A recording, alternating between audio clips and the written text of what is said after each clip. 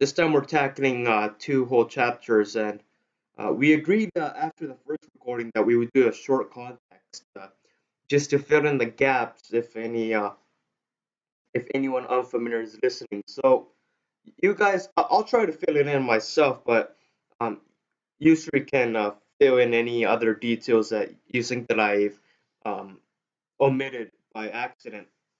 So Eumeswil, like I said, I think before, uh, Junger's last works written a few years before he died, and it is basically you know, a fictional framework by which he expresses his vision of the anarch. And what is the anarch, you ask? Well, it's not the anarchist, but it is, someone who lives of society but not for it or from it.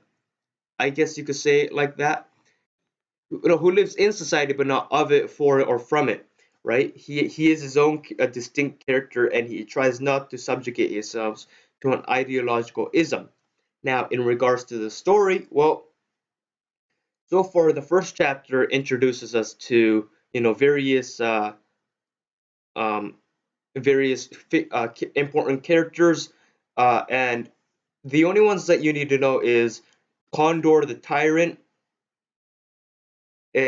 Bruno and Vigo, his historian philosophical mentors, and basically, most important of all, Manuel, who is historian, is making his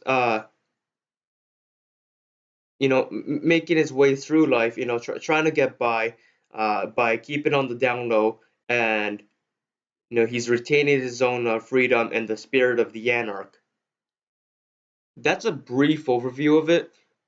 Guys, do you have any other perhaps enlightening summaries just to fill in the I think it's just context? Yeah, I think it's just important to mention, especially for this chapter, that Emmanuel, who's also called Martin, we may use both names. He works very close to the Condor as his bartender. He works in the citadel of Eumeswil, which is the city state where all this takes place. And he is very close to power, and he's given a very upfront opportunity to study power. And a huge chunk of this novel is about him simply observing these powerful figures. Right? You mentioned the Condor. There's also Attila. There's the Domo.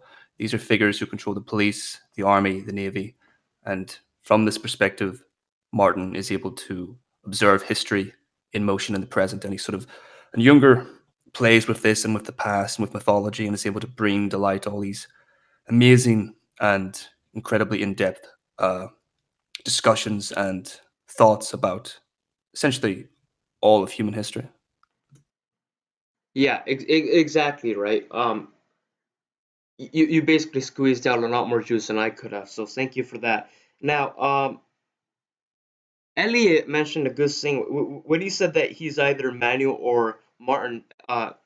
Elliot suggested that we agree to a certain, way to call the characters, even though they have multiple names. Um, so I guess for Emmanuel, I prefer Martin just because it's easier on me. It's more convenient for me to say. So we'll call him Martin from now on. Now, with that being said, if you guys don't have any other, I mean, if you have any other, background that you want to fill in, feel free to. But if you guys don't, shall we get into the first topic? Sure. Yeah, let's go. All right, cool. So the first topic is a big one. It's also it's hard to just it's not a topic where you could just like grab it and really define it. It's simple. It's not simple. It's a bit convoluted. It's broad. A lot of connotations, all that, and of course we're talking about freedom. Um, right. So freedom is it's a very loaded word. What is it? How do you know you're free? All that.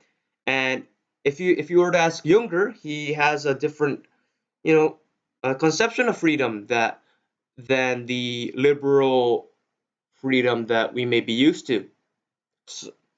So I guess when we're talking about the liberal freedom that we're used to, and we're probably talking about a probably a non-tyrannical government that guarantees basic human rights, uh, such as freedom of speech, freedom of association, right? And from there, we get to live in relative peace and prosperity, and we get to, in reasonable degrees, we get to do what we want. Um, Certain restrictions include don't infringe on the freedom of other people, things like that. So that's the freedom that we're used to. But then Junger just does a whole 180 on this, right? And he doesn't seem to talk very highly of his liberal brother and father, who he criticizes as somewhat of a like a chameleon, I guess, just trying to get by sucking up to the condor, which at first glance seems to be somewhat like the anarch. But the point is, they're from a generation where they're more used to that liberal freedom that we're used to, and then Junger, just like I said, just does a whole complete spin on this and says things like uh, freedom begins where freedom ends of the where freedom begins where freedom of the press ends. He says in the first opening paragraphs of Night Bar Notes, right? And then we can get into this part later. Liberalism is to freedom as anarchism is to anarchy. So I think really we should dig deeper on what Junger defines as freedom and why. So yeah, so how would you say, if you had to define freedom for him, how would you lay it out? Hmm. That's a very tough one because he kind of describes freedom as being this sort of multifaceted diamond, I think he calls it, right? It's got many faces. It can take different forms and different shapes in different places and different times. He never really seems to lay out exactly what it is, but from the Anarch, we can clearly see that freedom to him is something that you have to have yourself, right? It's not something that can be given to you. It's not something that you get even from political ideologies or political systems. It's something you essentially have to carve out for yourself, largely within yourself. It's an inner freedom, right?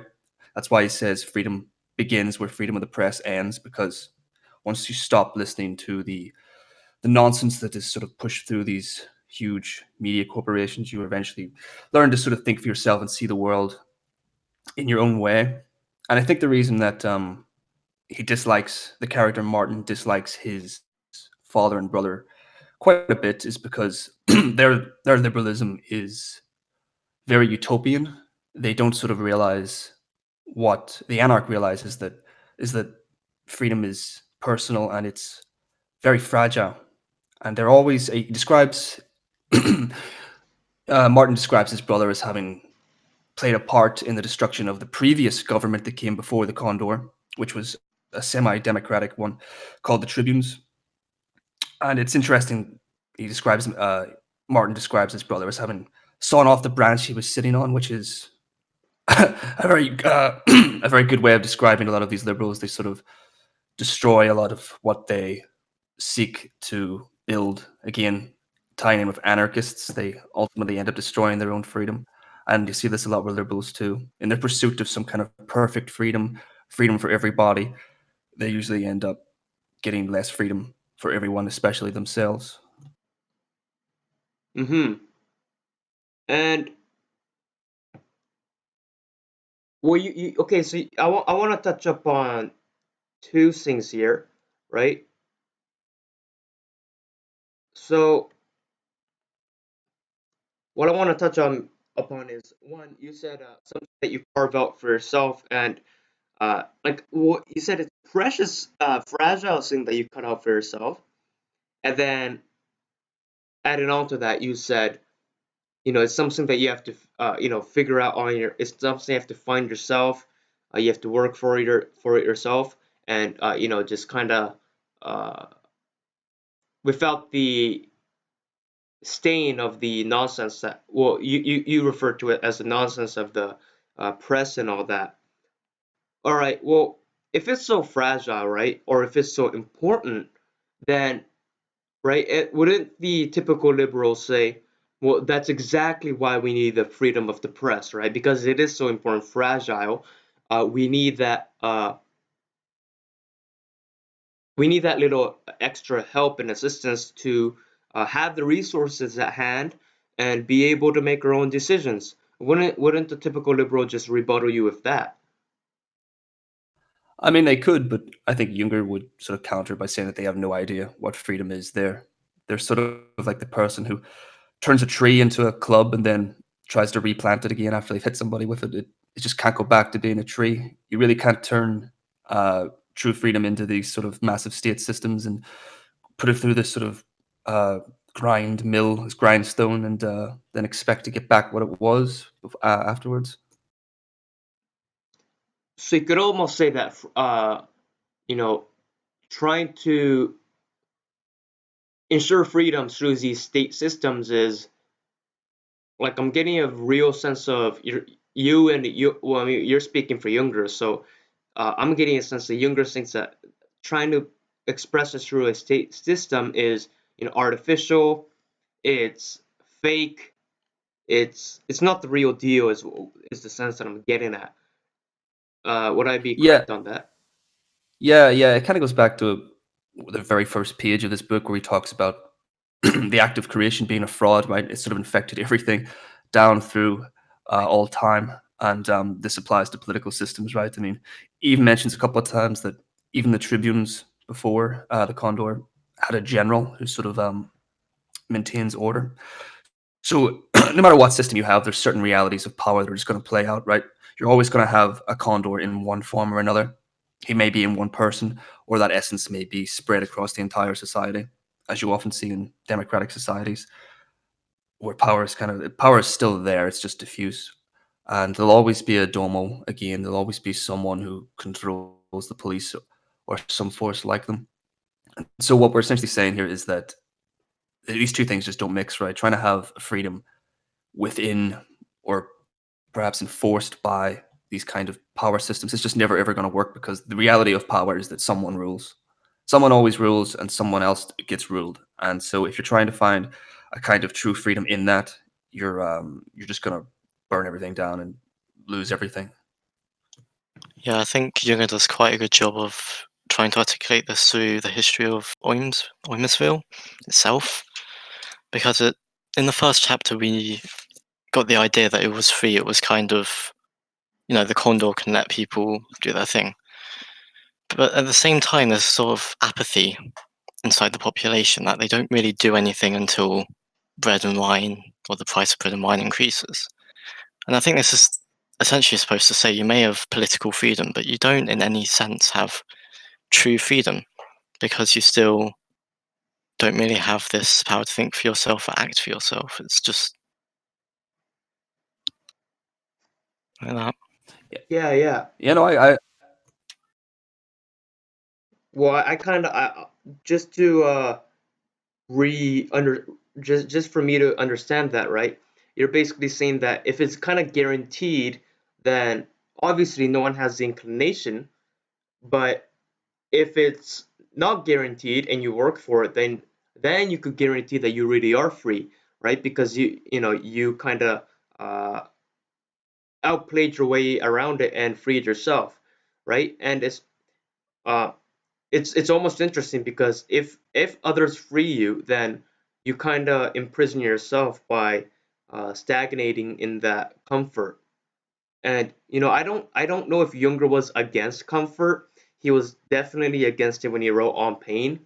But judging from the words of this Eumeswil, it wouldn't be hard to doubt it, I guess, that he was still against comfort.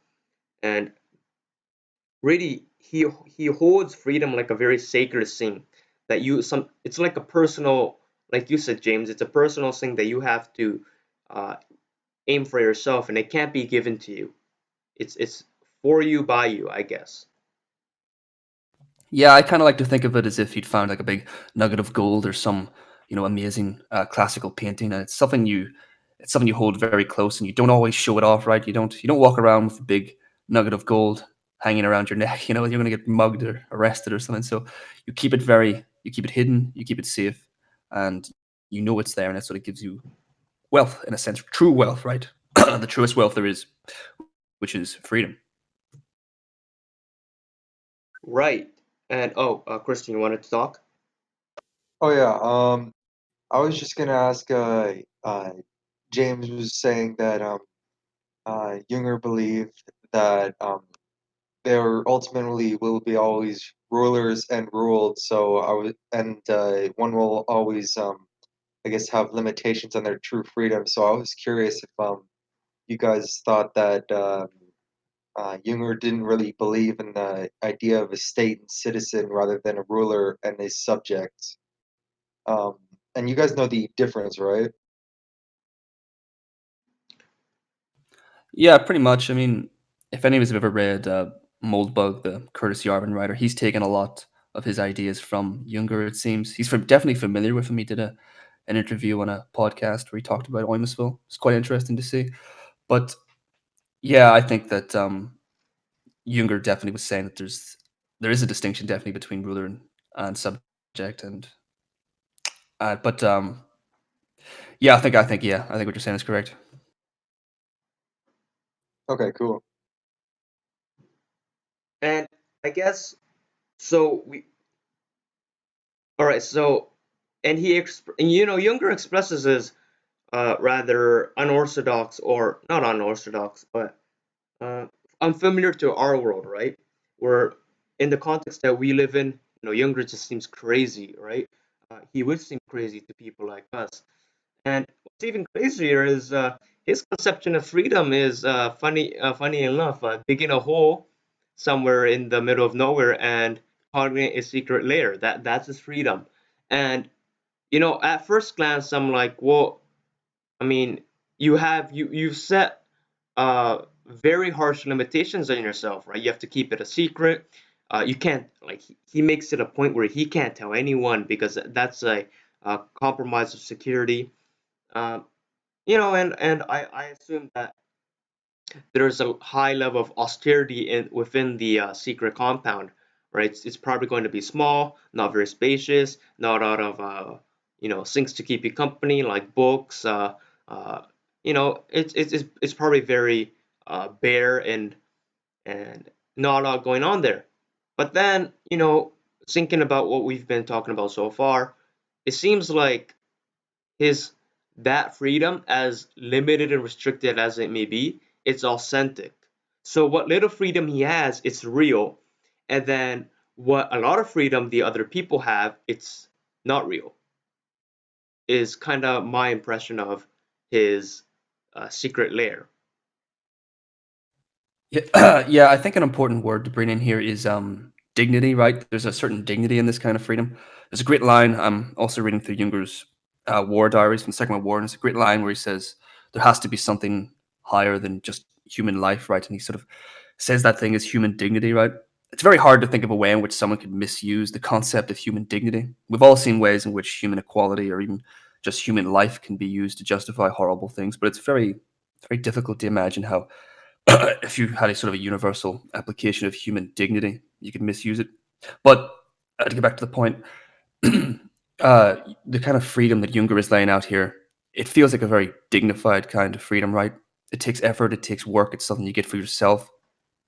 There's a certain there's a certain actual independence in it, certain manliness. I think it's I think that's something worth bringing in. And I think it's um like I don't want to say it's a mistrust. Well, I guess mistrust is the right word to put it. Mistrust in the system, mistrust in the state, because Junger explicitly states in the book that it was by being a historian that he figured all this out. He figured out why he must do this convoluted way of achieving freedom. And if we look at Junger's history, right, um, he knows that states aren't that permanent. So even if the state is able to guarantee you, the state can't guarantee its own survival. And so once the state is gone, then you don't have the freedom that you suppose it had under it. So he states how not only has freedom enlightened him and just um, reject the state's charity, but he also points out a lot of other people that seem to uh, really not understand his point of view. Some of them are written comically, right? So, for example, one of the examples where he doesn't really like the scholars, right? The professors of the university, and he states in one of the uh, near the halfway through chapter 2, I quote, incidentally, I noticed that our professors, trying to show off to their students, rant and rail against the state and against the law and order, while expecting that same state to punctually pay their salaries, pensions, and family allowances, so that they value at least this kind of law and order. Right? So there's a real hypocriticalness to it, and there's a real almost parasitic sense to it, where they leech off of the freedom. How do you say it? They leech off of the freedom, and then they demand more freedom, and they disrespect they protest against the system, but then when the system benefits them, they keep their mouths shut. And Junger is just like comically pointing that out. And then of course we have his good old critique on the partisans and the anarchists, right? And he criticizes about how well, I talked about this at length yesterday, which is why I slept so late. This is my last point here, but when you fight for a cause, a group cause, a collective emancipation of any given group, right? Um, in the beginning stages, right, the partisan may be attracted to such a movement because he thinks that it will free himself and people like him. And in the beginning stages, uh, the external threats are just too damn important to deal with, such that they put their internal differences aside. But then once the external threats, they kind of subside and they internally gain power, then starts the purging, then starts the internal division. And Junger is pointing that out, where he points out how the partisan operates on the margins. He serves the great powers, right, with which arm him with weapons and slogans. So the partisan is joining this cause. He's like, wow, I wanna free myself. I wanna like Junger, I wanna free myself. But then Junger points out soon after the victory, right? In other words, soon after the external threats are gone, right? Soon after the victory, he becomes a nuisance, right? The partisan becomes a nuisance. And now this is a very good point that I've been talking about for months is things joining a cause, right? Or join standardizing yourself to any collective group, whether it's the society or a counterculture. It's a last hire first fire game where they will hire you when they need you, and then when they don't need you, you're at risk of being fired. And I think Junger has um, uh, intimate awareness of this, which is why he keeps underscoring all these different and, to his opinion, wrong ways of approaching freedom, which really legitimizes his advocacy of just building a hole underground. Because when you think of just building a hole underground, and he says, yeah, man, this is freedom, you're scratching your head. But then when you see the opposite of that, right? When you see why he doesn't like the anarch or the partisans or the professors who leech off the system, then you can start to see why. Okay, maybe Jünger isn't so crazy at all. This is what I got from just reading mainly isolation and security chapter. That's basically the main. If I could summarize that chapter, it would be what I just said. Sorry, that was a handful. No, yeah, I think that's spot on. Yeah, I think it's important to bring in here the essentially that none of these people take freedom seriously, right? In fact, it's got mentioned a few times that Eumeswil in general is just not a serious place. It's the anarch doesn't take this world seriously, and at least the world that he's living in now. And I think that Junger's trying to take freedom seriously, right? He's when you try to take it as seriously as you can, I think you end up with something like the anarch. A lot of people would just sort of stop halfway, right? The sort of the partisan says, I'm totally free, but then maybe he even lives in the forest, but he's still part of this collective group that'll decide his actions. The liberal tries to build it out of the state, but of course, just ruling any kind of state necessarily means you're not free. You have to do all these necessary things. The tyrant, rules over everybody, but he's in a sense the least free because he's constantly having to watch his back. There's described as there being mirrors. There's mirrors in every corridor in every room, right? He has to watch for the dagger at any time. And so I think I think Martin in this novel might be the only serious person, with the possible exception of his teachers and maybe Attila. He's kind of mentioned later as being a mysterious figure. But certainly Martin is one of the only serious people in Eumeswil. Because most of the people, as I'm sure we'll get to pretty soon, are not serious, right? They just sort of drift. Uh, they just sort of drift in this world, constantly pushed along by forces they don't understand and frankly don't want to understand.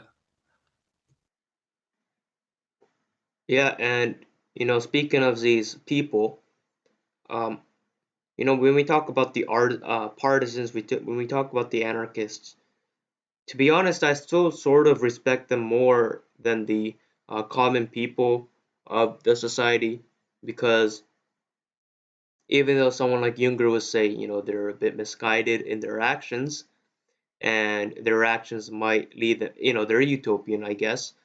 They have very ambitious, over ambitious views on just how they could win this struggle. But they're still fighting for something, right? And like maybe the anarchist only is only able to destroy, but you can't really guarantee that for the partisan. Meanwhile, like you said, the majority of the people, they don't take their freedom seriously, and maybe that's partly because their freedom is guaranteed, right? It's easier to take what you have for granted, and so I just as a place, just out of convenience, I've categorized these masses of people as the last man, which is a Nietzschean term. Now, they uh, whether they properly fit the definition of the last man, as coined by Nietzsche, is debatable, but it's also irrelevant because I think the important thing is to get the point across that these so-called last men aren't very. They're in a state of uh, like I don't know, just throwing another buzzword, spiritual stagnation, right? They're not really living for anything. They're just kind of uh, they're They're mm, just kind of existing, right? yes, exactly. Thank you. They're just kind of existing, and they're not creating anything. They're not.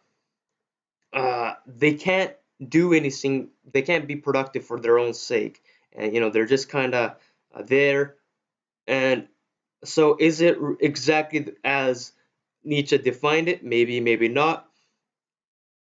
Does it get the point across? Yes. So we're gonna use that as a placeholder, and I think my first impression of them is they just have a very just a stagnant character to them, and they're so lifeless. And it's just a gut reaction for me, but I really don't have I really don't like these people who just have no gusto, who just don't have no uh, uh, like let's get it kind of attitude, I guess. So, what are your thoughts on these people? Because it's interesting that he talks about. It seems that he talks about the anarchists more harshly than people who get nothing for nothing. Yeah, I think to a certain extent, Junger's a bit of an aristocrat, I think, in his spirit, and I think that to a certain extent he doesn't expect quite as much from ordinary people. I think to a certain extent, I think he uses the phrase uh, people like to see their chimneys smoking, not their houses. And that's a good line, but I also think it's he sort of has maybe a kind of respect just for ordinary people just doing ordinary things. There's a little bit of that. He sort of talks about the fishermen. He has great respect for them, and the sailors and just men at work doing simple things. There's definitely an honor in that. And there's definitely a respect in that. And the anarchists, of course, threaten all of that because they just wreck absolutely everything. They're just like a termite mound, right? But back to the concept of the last man. I think you're right to hit on that. I do think that this is sort of you can almost call this an updated version of the last man, right? Maybe a more accurate version. These are people who exist largely outside of history. They have no real historical concept of themselves.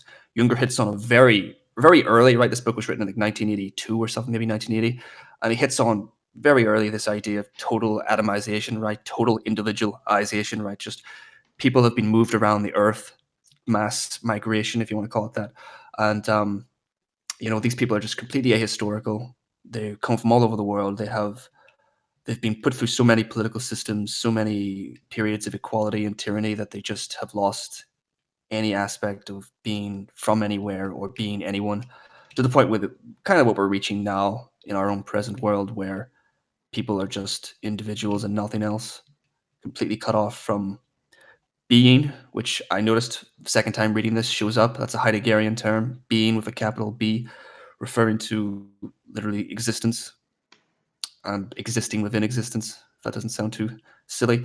But yeah, this is sort of like an updated version of The Last Man, where he is less, if I remember right, Nietzsche's Last Man was kind of just wanted comfort, a little bit of comfort, maybe a little bit of danger, and he just sort of wants to fade out. While this Last Man is a little bit more violent. He kind of enjoys crime. He kind of enjoys a little bit of political violence now and then, as long as it doesn't get too out of control. Then the Domo steps in.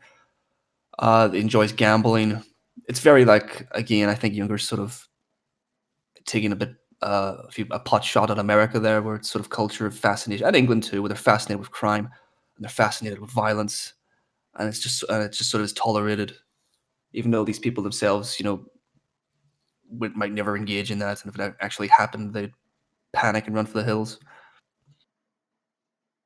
Yeah, there was definitely a sort of meaningless to, I think, everyone in the sort of Eumeswil world. Yeah, they're not. He Sort doesn't of, just. They're not. Yeah, they're not evil or anything, or they're not. Again, they're not. In some ways, they're better than what we have now, right? I mean, there's still fishermen, there's still sailors, there's still. He sort of describes the harbor area as being a kind of magical land. Uh, mhm. there's still people. I mean, the Condor goes on great hunts. Could you imagine any president? Could you imagine uh, Could you imagine Joe Biden going on a great hunt? Yeah, it'd be me. I mean, or anything like that. So, in some ways, it's worse, but yeah, it's definitely like an updated version of The Last Man, present in Eumeswil. Although the interesting thing is, I believe in the third chapter, it starts saying that there is some progress in the world, but there's usually revolutionaries who sort of bring it back down, sink the world so that there's no progress. And even Vigo in the first chapter, he said that history was sort of cyclic. So what I think it's trying to say is that Eumesville is just stuck in the cycle of just apathy or progress or demolishing that progress, and there's just no meaning to that cycle. There's no meaning to their lives, even if their lives are full of crime, or he even mentions quite a lot of stuff about brothels and sex work in this as well. Yeah, So there is some sort of hedonist as well. Yeah, there's definitely aspects of that. There's no lack of dives, there's no lack of crime, and there's no lack of sex. So it kind of keeps people kind of live off of that. There was a line, I wish I wrote it down, but he says that Eumeswil is essentially stuck in this situation because nothing better occurs to them, which is very true, right? Ideas have kind of just become totally stagnant. The soil isn't good for them. You can say all the political slogans you want, but they really just don't take root. And nobody can think of any new ones, which is quite terrible and also quite prescient, right? Again, this book was written in 1980, and it's very, very. He captured the spirit of what was coming, I think, very perfectly. Yeah, I mean, to think even Zerek, I think that's how to pronounce it. Writer of the Wren. I think so. I think so. Yeah.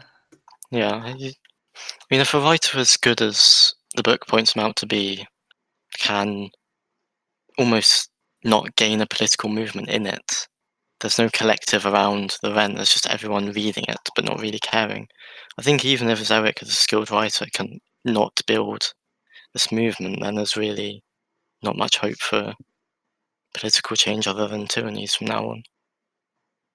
Yeah, it even mentions that Zarek writes these great polemics against the Condor, and they're very well written. He's a great journalist, but then he doesn't understand that everything, like he's almost halfway there to be an anarch, right? He sort of gets the problem with the Condor and with Eumeswil in the present, but he doesn't understand that bring in the Tribunes again, and it's exactly the same, right?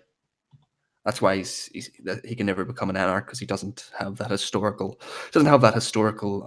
world to draw from and see that the difference between the Tribunes and the Condor is really just uh, textual. It's just paint. Yeah. I mean, 100%, right? I just loved sitting back and listening to what you really had to say there because, and one of the key things that stuck out to me is, yeah, like the relevance to it, right?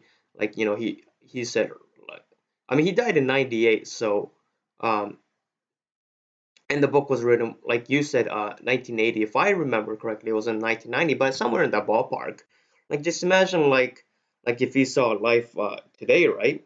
And um, no, that I think in a way, Nietzsche said that there's no I'm gonna butcher the quotation, but he said that if he could like ever wish anything on his friends, it would be complete like despair and hardships and all that, because that's going to you know because the complete opposite of that is going to put them into a sedated, stagnant stage, which I think is the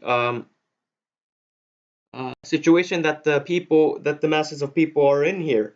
But I want to point out something when James, you said something about being aristocratic and everyone and respecting the fishermen and the sailors and all that jazz.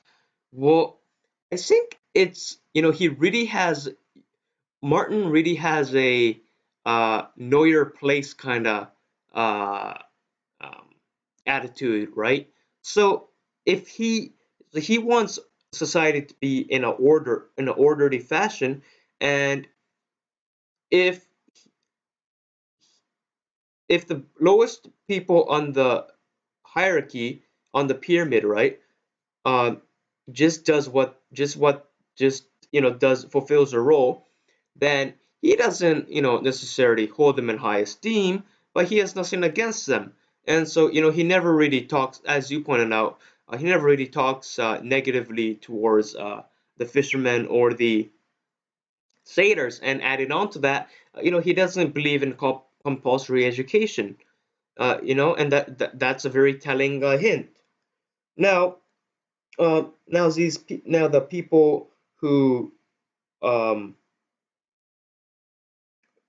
or the concept that he's very um, um, concerned about is when this pyramid is being crushed down to a leveled ground zero, uh, right? He says the egalitarian mania of demagogues is even more dangerous than the brutality of men in Gatling coats. Or equalization goes downward like shaving, hedge trimming, or the pecking order of poultry.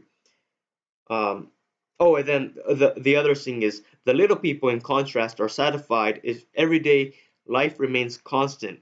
They prefer to see their chimneys smoking, not their houses. James, you pointed that out later, right? And he's really, really um, like he's not even like stigmatizing the people at this point. He's just offering descriptive, it is what it is kind of vibe to it. That's what I'm getting. And then, right? So he doesn't even seem to hate these people. It's when people break out of this order. It's when the professors, take their positions for granted. It's when the anarchists or the partisans tries to mitigate the social order. Then he uh, then he has a problem to deal with. So I think so now we see a trichotomy here, right? If any one of them goes to be an anarch, then he'd be okay with it. If anyone stays in their position, he would accept it.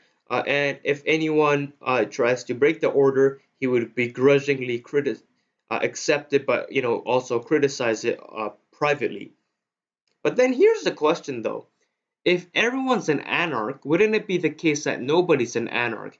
Isn't it the case that because there's a structural hierarchical society that people like uh people like Martin can afford to just kind of build his own uh private secret underground base. And I was pointing out, someone pointed out to me yesterday about this, where, well, isn't he just taking advantage of the fact that everyone else is the last man? And I would say that, um, yes, he is, but I don't see anything wrong with that because I'm pretty sure that if everyone else was the anarch, then he would find a means to get by as well. And that's what the anarch is, right? It's the anarch isn't here's a society, so I'm gonna find a way to get by. No, no, no. It's I'm going to find a get by. I'm going to find a way to get by under any circumstances, and the circumstance of the last man is just happens to be the circumstance that Manuel finds himself in. So I don't think uh, it's a valid argument though. But I do wonder if all the last man that we think about, if they really are, so spiritually stagnant that they too don't have their own secret underground thing going on. So, two fronted questions that I want to hear your thoughts on, right? Is he taking advantage of the system, and is everyone else truly the last man? Just to the second question first, it is kind of mentioned that everyone in Eumeswil kind of thinks about what to do when the proverbial shit hits the fan, right? When trouble starts. So I'm sure many of them do have second houses or maybe secret basements. So they are aware to a certain extent. They're not like lemmings or something that are just waiting to be let off of the cliff. They do have some brains and think about these things. How much that makes them an anarch, it's hard to say. But this sort of brings into the first question, which is the anarch that Martin is in this novel need not necessarily be some eternal form of the anarch. Kind of like you said, right? He builds a bunker in the woods for the reason that Eumeswil is not a serious place, right? It constantly collapses into political instability. It seems quite regularly because it's mentioned in the novel that he was alive and presumably quite old when, I think he's only 28 or something, but he must have been educated enough to have remembered what happened when the Condor took power. So this seems to happen fairly regularly. The Condor must have only been in power for a couple of years. Maybe that's just an inconsistency with the novel, but either way, it does seem to happen fairly regularly. But if everyone was an anarch, then I think the place would be more serious. I think there would be less of these silly. There would be less of the Wren. There'd be less of his father and brother, and there'd be less of the tribunes, and even maybe less of the condors. And so there might be less need to build bunkers out in the middle of nowhere. Because essentially, as we talked about earlier, the anarch is someone who wants the world to be serious, right? He wants something to believe in. He wants an authority worth following. And so if everyone sort of had that mentality, I think it would be a more serious place. and then you could act differently, right? You wouldn't necessarily have to hide as much, but it would be more about how you can act in good ways and still keep your freedom, rather than sort of how do I escape and how do I hide. So I think that answers both questions. Right, but then it opens the third one, which is my favorite thus far. If everyone's an anarch, then would he not lose the historical context that would convince him that the anarch is the way to go?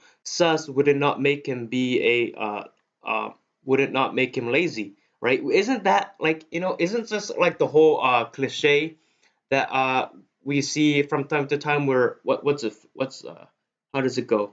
Uh, hard times create strong times create good times create weak men create hard times, and it's just the cycles here. So, if everyone took it seriously, if everyone was an anarch, then isn't that precisely the thing that made the majority of society not take things seriously, right?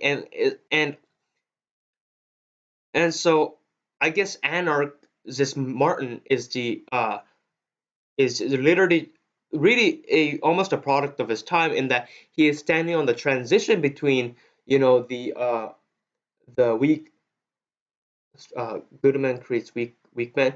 He's transition between the weak man to onto the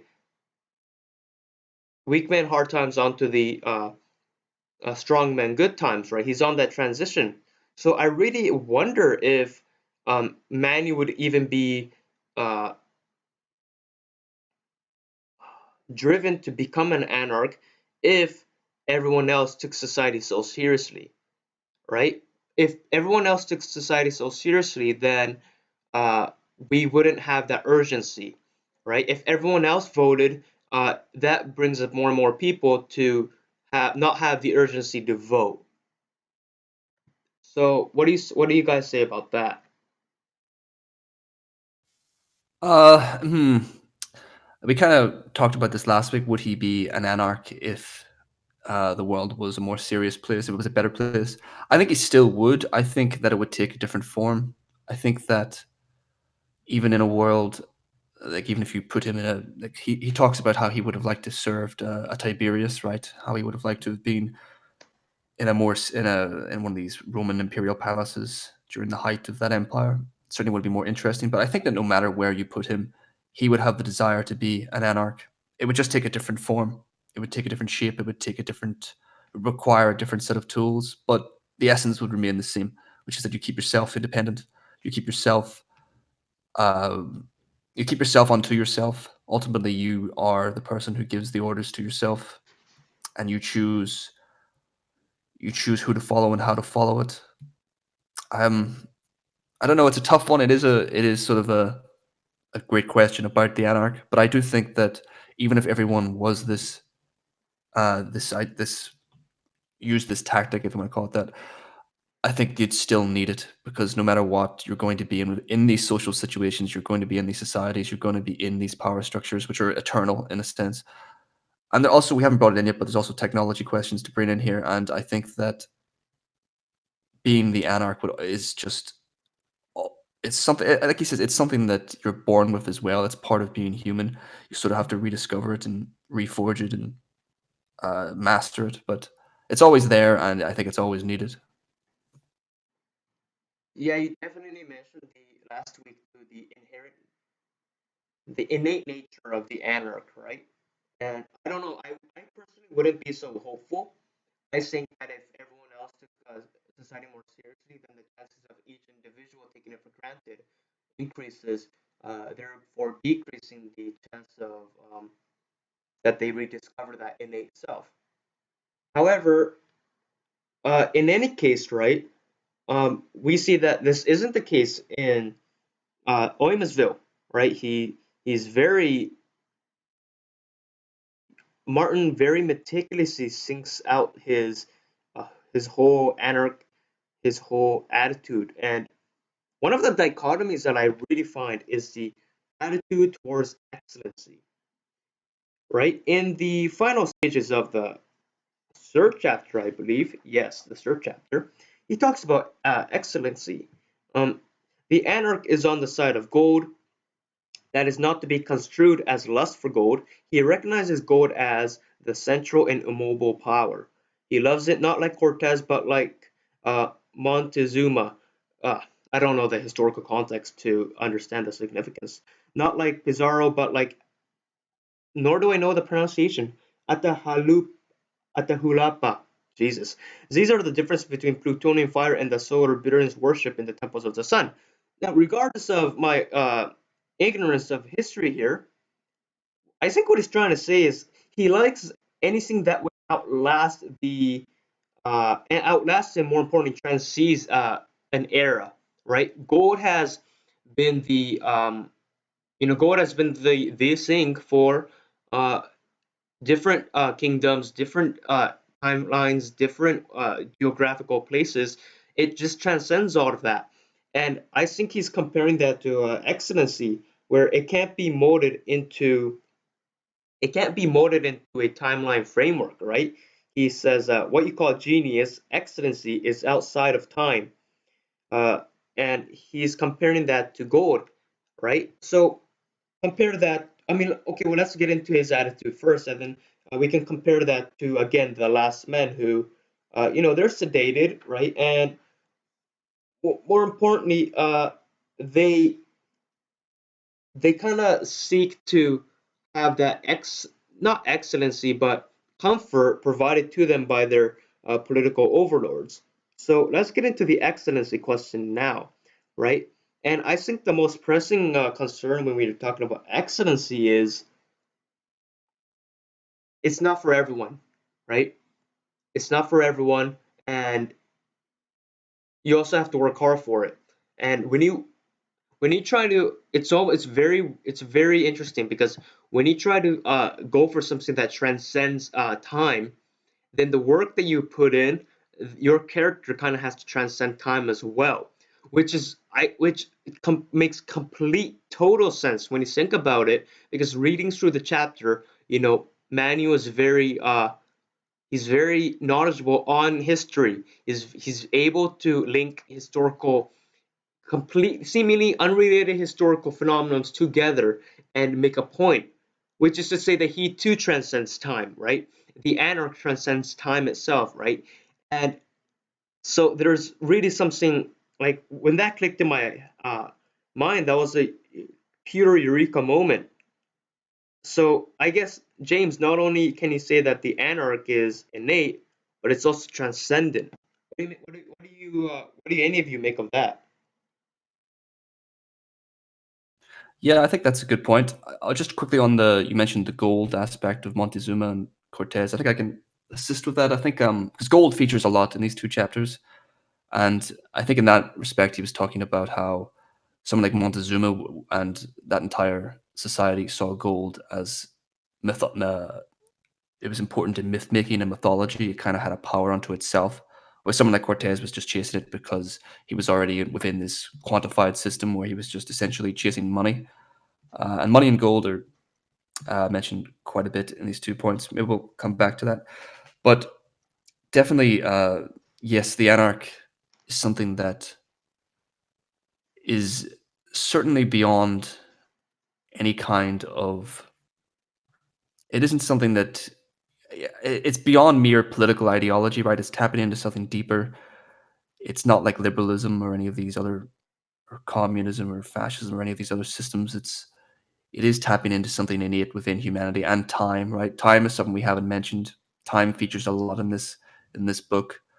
Just simply enjoying time as time, right? Manuel likes his job. Sometimes he just, again, this is part of the freedom of an anarch. Sometimes he listens in intently to conversations, and other times he just sort of drifts off and enjoys his leisure.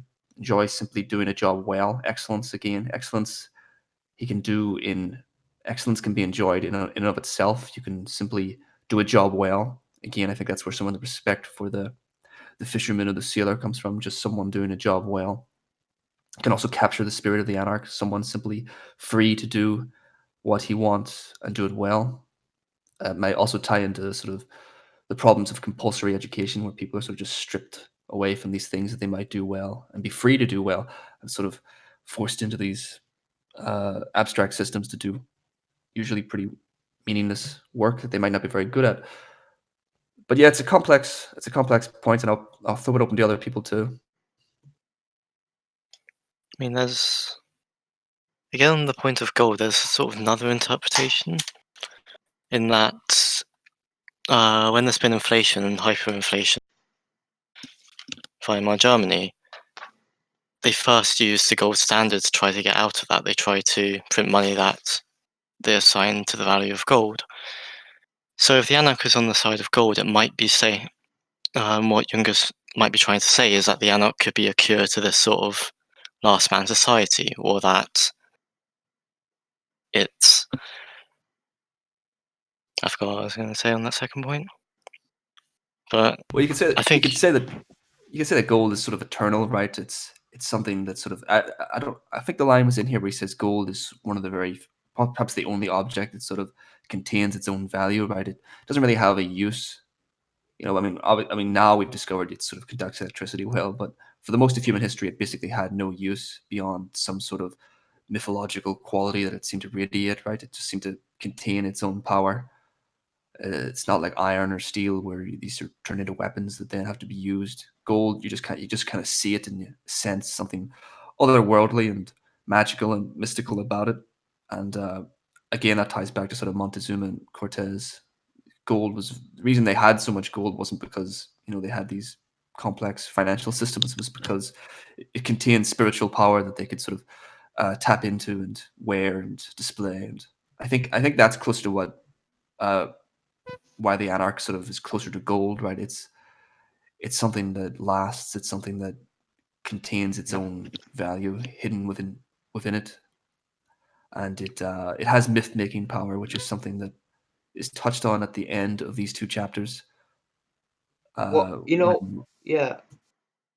I don't want to put words into Eliot's mouth here, but I think more than the factor of being eternal, especially with his example of the Weimar era, I think not only is it, I mean, it is partly related to the fact that it's eternal, right? If it weren't for eternal, then the point that I'm trying to infer from Eliot wouldn't really stand strong. But I think Eliot was really trying to point out how it's something that you can go back to, right?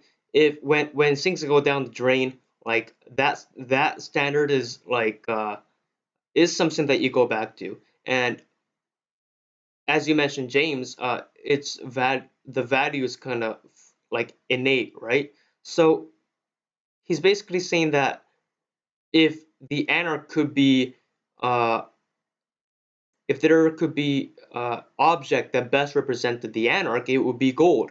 Because when things go wrong and you don't know what to do, and when people are spiritually stagnating, um, maybe the option is not to go to the ideological isms and to subjugate yourself into a last hired first to fire game, but it's to return to gold, where there's nothing really or valuable of it, but it's the value is like innate, right? And it's something that you can return to.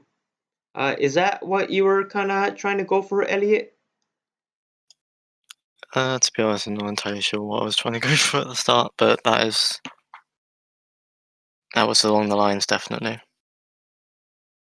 Yeah, exactly. Yeah, and then so we have this um goal stuff, right? And one more point before I want to get into my next favorite topic is the triumph of technology. But before we get into that, though, let me just flip through the pages. All right. Okay. I mean, I'm afraid we are beating a dead horse by now with the whole egalitarian stuff. So this is just my last point I want to try to make, where um I think in the like the whole underlying thing about between if we had to um uh really really define what's the difference between the anarch and the last man, like you just have to look at where they find their excellency from, right? The anarch's excellency is from within, It's something that he has to work for. It's something sacred, and it's and it might be restricted in the practical terms, but in the more abstract terms, it's his and it's an authentic freedom. Whereas the last men, they just try to have that freedom given to them. So they basically just create their own new gods, who are who Junger points out are the politicians, right? It is no coincidence that precisely when things started going downhill with the gods, politics gained its bliss-making character. So, obviously we can think of the many cult of personalities that exist throughout time. And I think this is really when the sheeps are promised fangs. That's the term I like to use, when sheeps are promised fangs, because Younger really respected the satyrs who just just operated in their own place. But when you think of sheeps who are promised fangs, well, these people who um, don't have the competency to rise up in the ranks, but they try to do so anyways. But they don't try to do so on their own hard work. If they did, they would have risen up already. No, no, no. They just want other people, higher powers, to promise it to them, which is why Younger points out that these people have more imagination than intelligence. Yeah, it's very much like that. Yeah, where these with the with the death of the gods, we have seen a shift to political systems that essentially have to make use of mass politics in order to stay in power, and the effect of that hasn't been particularly good, right? I mean, I think it was in this text, yeah, where Junger talks about how people of the past. I mean, at least they got temples, right? At least they got nice buildings and temples and beautiful artworks and things like that. And we've sort of had to make do with termite architecture, I believe he calls it. And there's some points in there that are interesting about how a state really shouldn't give bread. He says even beautiful, even superfluous, beautiful buildings are preferable. He's sort of tying into this idea that to for a functional and good state should essentially try to it should be essentially an aristocratic one that beautifies its world, it sort of patrons the arts and all these other things, and from that you can get a good populace who, for the most part, should be just left alone to live the kind of lives that they will naturally live, which is usually ones of hard work and a kind of freedom, a good kind of freedom, the only kind of freedom you can really have. It's not quite the freedom of the anarch, but it is as pretty much close as you can get, right? The freedom of the shepherd or the sailor or professions like that. And that'll, I think, take us actually pretty neatly into the topic you wanted to get into, which was dehumanization by technology, because Eumeswil, despite mentioning televisions and in a strange way, almost predicting the internet with was it the phonophore? I forget. I've not sure, never actually said it out loud. The phonophore, where this device that anyone who works for the Condor, it seems, gets, which is kind of like an iPhone or something. It's this strange mechanical device that allows you to communicate and receive signals and distinguishes rank. Higher ups get gold ones, and Manuel, who's sort of a lower level functionary, gets a silver one. But anyway, the point is that technology will destroy a lot of these professions and these kind of freedoms that they give. And you know what? That's a lot to unpack here. So just to give a context, he first really dives into technology when he says, the last time, okay, the hill offered itself to anybody who wanted to survey the lowland all the way to the sea and beyond the river. The last time must have been after the Second World War, that is, after the final triumph of the technician over the warrior. And then you talk about the fishing and all that activities. This applies to, say, fishing, riding, playing ball, putting up a bungalow, and to all diversions and collections. For thousands of years, warfare, hunting, horses, theater, and splendid buildings were regarded as princely pastime. technology put an end to that. So I guess the human experience, right? Um, the human experience is a good way to put it. The it's very it's first it was augmented by technology, right? So you can upgrade the human experience by incorporating technology. So technology was, it was an extension of us. But then I think Junger is trying to point out how over time, no, it wasn't so much that technology was a part of us, but we were a part of technology, right? We became an extension of technology, and this is a prevalent. It's a, I guess you could say it's a uh, problem that's not intrusive in the sense that we don't think about this all the time, but it's just a slow numbing presence that we just kind of acknowledge that our human, for better or worse, our human experience has been um, altered by technology. And there's a lot of, again, we can go into so many things about that. Like, what do we do about that? What does the anarch do about that? Are things like UBI to, Andrew Yang's UBI to combat automation? Is that a good idea? Would that sit well with Younger? Like, lots to unpack here. So I'm glad that you brought it up, James. So yeah, I guess the first question is, does technology alter the human experience, and if so, in what way in our own life and in Eumeswil?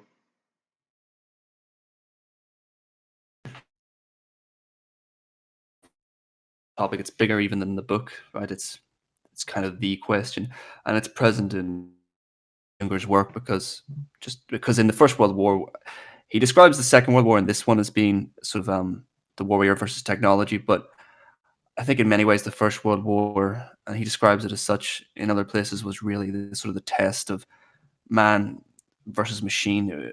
It was kind of, uh, in some ways, it was kind of a bit of a problem or a refutation of some of Nietzsche's ideas, right? I mean, no matter how great the Superman is, right, he can't stand up to a machine gun. That's sort of a problem. And all with any of the sort of the thinkers of the present, people like Nick Land, right? They sort of have this idea that technology has its own logic and it has its own, in a sense, its own will, its own destiny that it's kind of moving towards. I can't remember. I don't think it was in this book, but Junger described technology as a titan, right? It's not a god, right? A god has interest in man. You can you can talk to a god. You can ask for its forgiveness. It can punish you. It essentially has an interest in humanity, but a titan doesn't. A titan just does its own thing. And in a sense, technology has this destiny that it seems to be moving us towards. Now, there's different opinions on this. Some people, I haven't read it yet, but there's a philosophical book I've been meaning to get to. It's called Time and Technics, where it deals with this idea that technology is actually just human. It's a part of something separate. So, and I've seen and I've talked to some people who sort of make this point that technology is not something outside the human. It is completely bound up with humanity and its actions since the beginning of time. But I say to these people, and I use Jünger as an example, that I think around the time of the First World War, especially, something changed, and this thing called technology went beyond just responding to human commands or human desires and became this force that we kind of know today, where it just seems to move regardless of our desires, right? I mean, increasingly we kind of hate the direction it's going in, right? It seems to make us worse and poorer, as Junger said, and as you quoted him there. We used to have all these princely pastimes. They're just continually ruined, and people seem to recognize they ruin them, and that we keep moving in this direction. And you either have to believe that there's some evil conspiracy doing this to us, or you have to believe that technology kind of has its own logic that it just seems to pursue, and we just seem to be unable to stop it. And even the anarch, it seems, is unable to counter this, or at least Junger hasn't yet given us any kind of way to deal with that. But yeah, this is this is a big topic. Yeah, and just to add on your, you mentioned you're talking to some people and they say, well, technology is just a natural extension of ourselves. Just to play devil's advocate, like you could say that, right? Technology. When we hear the word technology, we think, computers. We think electronic machines. We think devices like that. We don't think carving a rock and using it as a dagger. That's technically technology, right? And I guess what you are pointing out and what Junger was pointing out is there came a time when that evolved on its own and it sort of is sort of took over us by first we incorporated, but then it's like Pandora's box, right? Once you take it out, then you can't put it back in. And Junger is saying that World War I, World War II time period, that's when the initiative really went on the technology side. And I think I agree. I mean, I can't see a reason to disagree with you there, or with him there, right? And but his attitude towards technology is interesting because throughout the book, he doesn't really um when he criticizes someone, it's usually the people, right? It's not the leaders. It's the people who are under the leaders who are into the egalitarian heyday of the day. And that's interesting, right? Because he's not really talking negatively about the overlords. He's not really talking about negatively about technology. He just kind of begrudgingly accepts it, and is, if anything, he's apprehensive about it. So, do you think? You see, and okay, how am I trying to get at here is because when the with the human overlords, he can still build his underground base. He can still build his secret lair. But then with technology, maybe he's trying to point out that that kind of freedom is gone now. He can't even work to build a secret lair now because technology is so intrusive. That's kind of like you really have to read between the lines to get that. Did anyone else get that? No. Like the well, yeah, I was trying to. I'll let you go, James. But just to recap, I'm just trying to point that like technology might be one authority that Junger cannot outsmart. Is uh, the vibe that I was getting. Yeah, no, I agree. There's he hasn't yet gone too deep into the topic of technology. He's played with it here and there. There's a place mentioned in the book a few times. It's referred to as the catacombs, and I won't say too much because if I remember right, it does come into the novel more, and I don't want to spoil anything. But it seems to be a strange land of technology, hyper technology, to the point where it's almost reached magic. Uh, and you're right. There is a certain ambivalence to technology in this book. I'm now just thinking it through in my head because I never actually noticed this. That he doesn't outright despise it the way he did in some earlier works. I mean, Manuel wears the phonophore. I think I'm pronouncing that wrong, but it's the basic, I guess. Like I said, it's like an iPhone or some sort of device. Um, and we haven't mentioned it yet, but it's actually one of my favorite parts of the book, which is the Luminar. Right, that'll come in more, so I won't say too much. But it seems to be a kind of supercomputer that is the size of a room, and I believe you enter into it, and you're essentially able to conjure up historical figures to talk to and to act out the scenes in. It almost seems like it's kind of like if you ever watched Star Trek Next Generation, it kind of seems like the holodeck in that because he mentions being able to talk to, I think it was Cato the Younger, and Sulla, and I think he even mentioned that he sort of listened in on uh, the assassination of Caesar. So this is sort of the fictional element, the sci-fi element of this book, where it seems that they've accumulated so much historical knowledge in these huge machines, computers.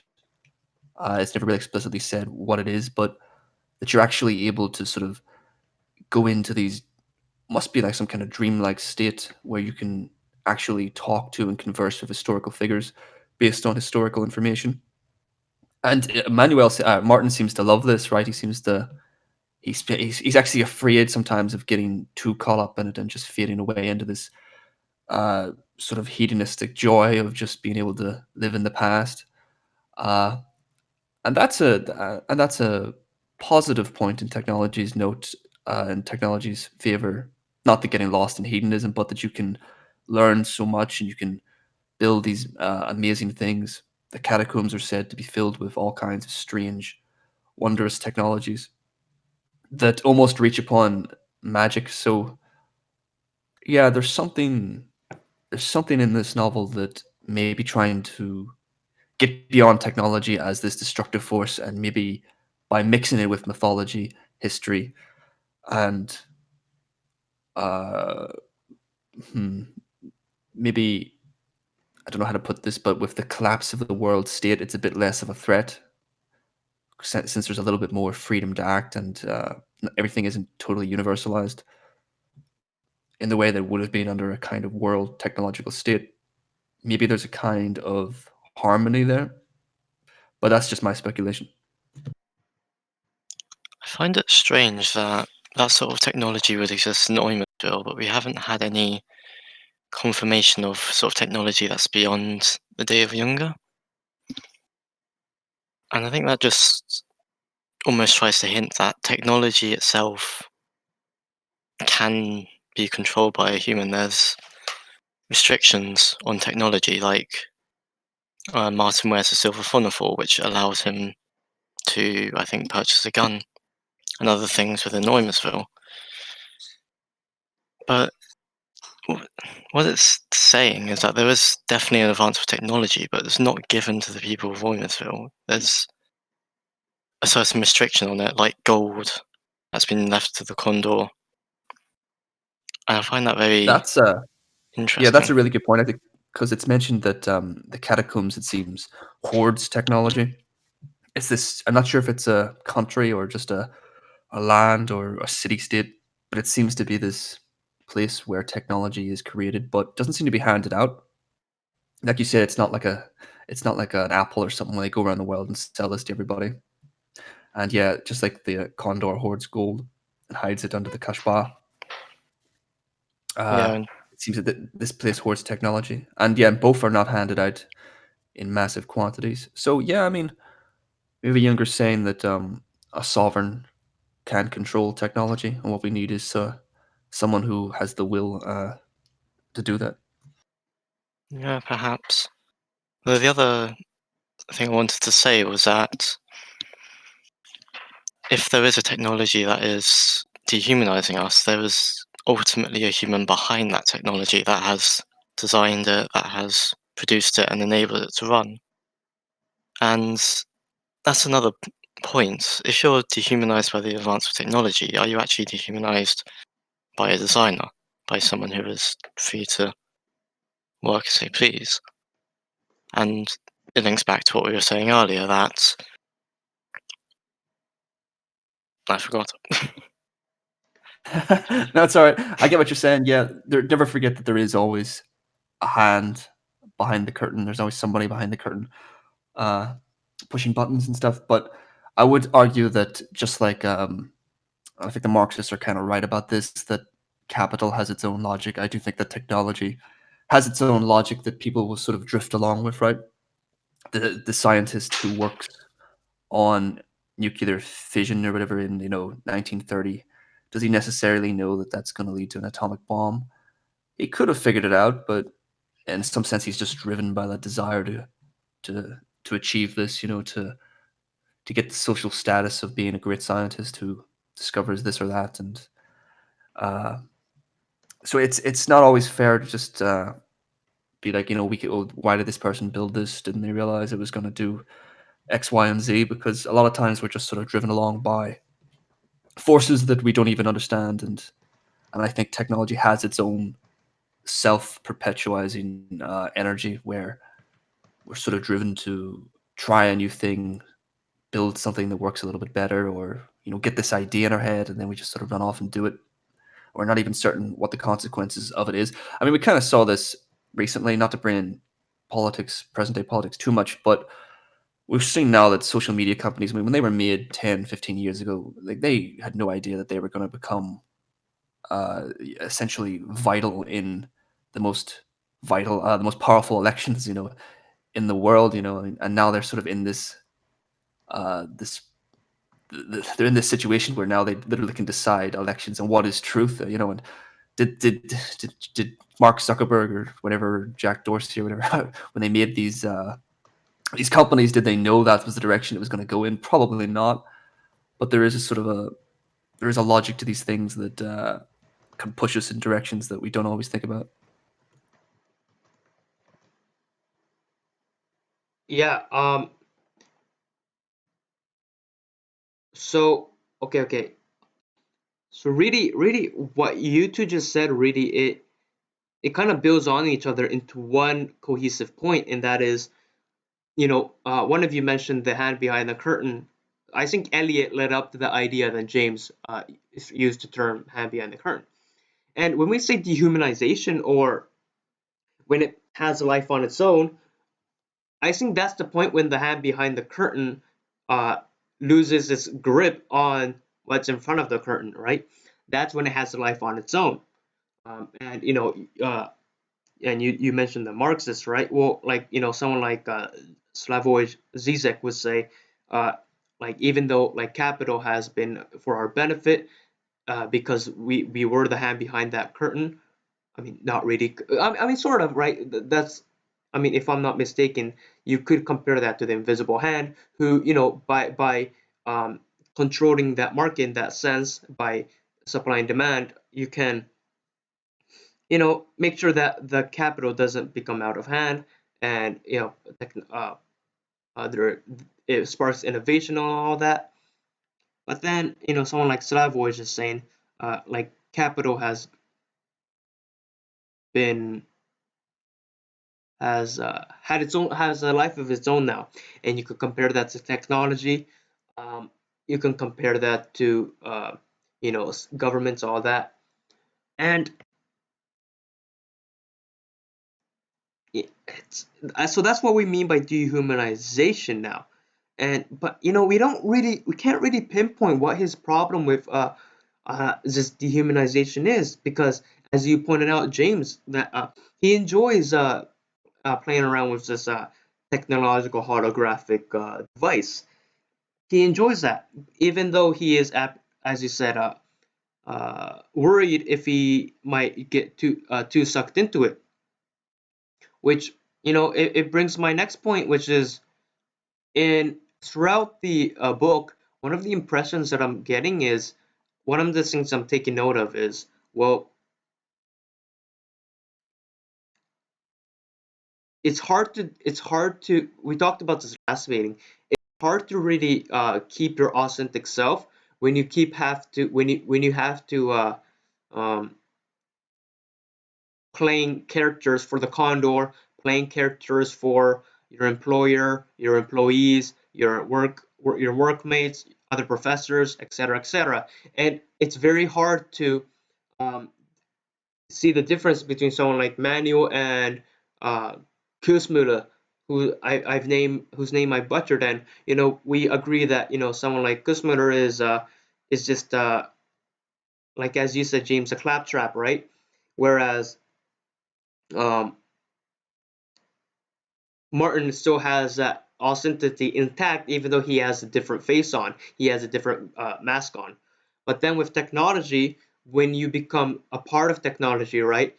Like, how do you know that you still have the authentic self? How do you know that you haven't dehumanized yourself and subjugated yourself so much to technology that that authentic self is, like, how do you know it's still there? Is what I'm trying to get at. Can, isn't technology a lot more good at uh, letting you negate your individual self than the state systems that he's been talking about throughout the story. Yeah, he sort of mentions that technology has a leveling effect. It sort of levels all. Again, Junger the aristocrat, right? It sort of levels all social classes and all professional classes too into one kind of just gray goo, right? Just one kind of equal level. It also strips work of a lot of fun, which I sort of written down here on my notes that there is genuinely, and this ties in what we were talking about earlier with the Last Man, right? The Last Man is always about comfort and avoiding work, but I think when you really get down to it, there is a joy in work, a joy in creative work anyway, work that you can put your life on the line for in some sense, but you can also put your own self into. And technology strips a lot of that out. It becomes, what we would call in these circles, bugman like, right? You become like an ant in these systems that you barely understand. They're global and they're very inhuman, and they rarely require any kind of creative input. They just require you to bash buttons according to preset systems and rules. Not at all like the shepherd or the sealer or the adventurer or the warrior. All these people who every day have to make very creative and very life affirming decisions. Right, they're decisions that could literally get you killed or lose your flock or lose your ship or all these very serious things that brings with it a spirit of life and a spirit of adventure, and that's lost by technology, which makes everything very easy, very systematized, very effort. Not I wouldn't say effortless, but certainly doesn't require any kind of human effort of muscle or of will or spirit, and that also seeps into politics too, right? I mean, technology then makes the ability.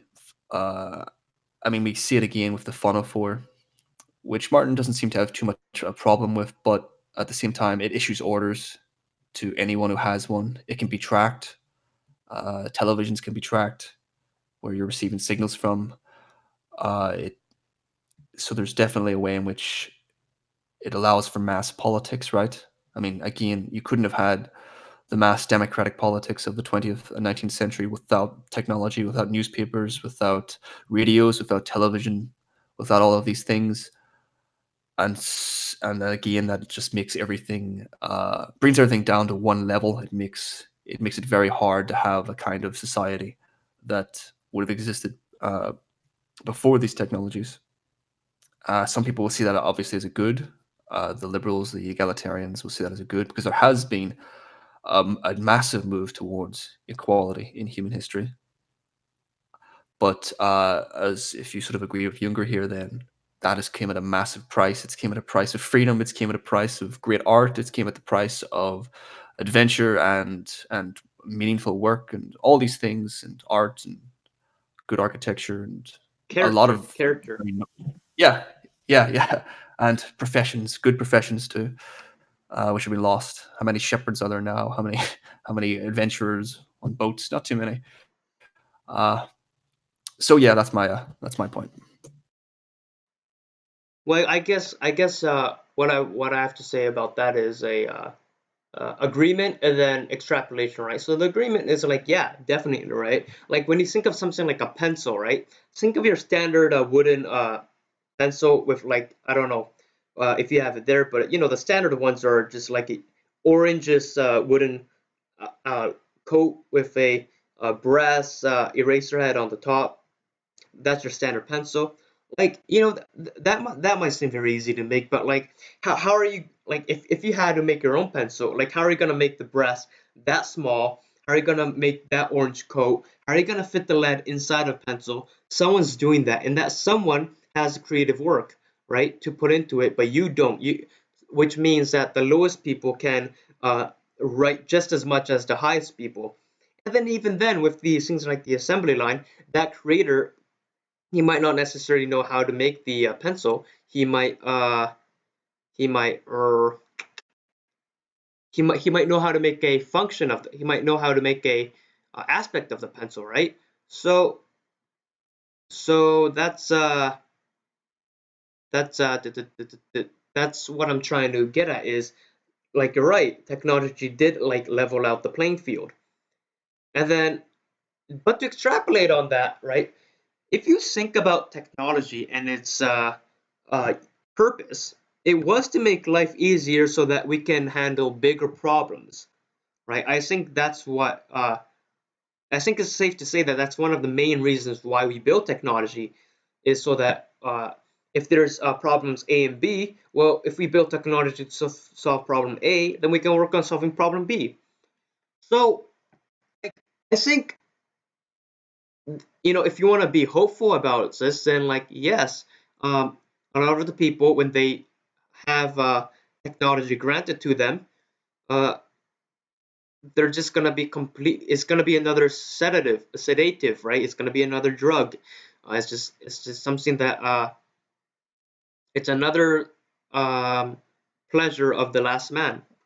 However, I am hopeful that someone like the Anarch, someone like Martin, could use technology to uh, support himself and in order to take on more uh, grandiose endeavors, right? And keep on finding that new frontier of adventure, right? And so there comes a fine line that you play where you keep on, because now there's a fine line that you're playing, because the more frontiers that you try to uh, go after, right? The more problems that you try to go after, thanks to technology, the more dependent you are on technology, right?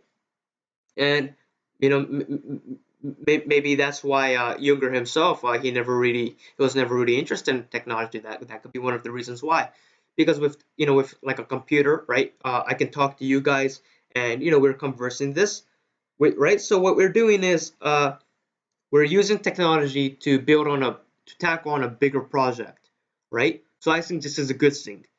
Subjectively, I think this is a creative task where we communicate and talk about ideas. But then, at that point, we're dependent on it, right? We're dependent on technology. So if we want to do anything else, then we're going to need that technology. And without it, then we lose that freedom given to us by technology, because when freedom is given to us, then if that's taken away, then we don't have any freedom left, because we never gave our own, right? If you feed the wildlife, then the wildlife is going to die out, because they forget how to get their own food. And so it's a double-edged sword there, right? Or it goes both ways there, where you can tackle on bigger endeavors, but then the more endeavors that you tackle on, um, the more dependent that you are on it, right? The higher you climb, the harder the fall. Yeah, there's a lot to digest there. That's some pretty big topics there. With now, to a certain extent, you could say every change in technology could make us reliant on it, right down to farming. I've heard people make a good argument that language is itself a kind of technology to expand, I mean, social technology, but topics and how you definitely uh, we're going to have with it, right? Are we going to?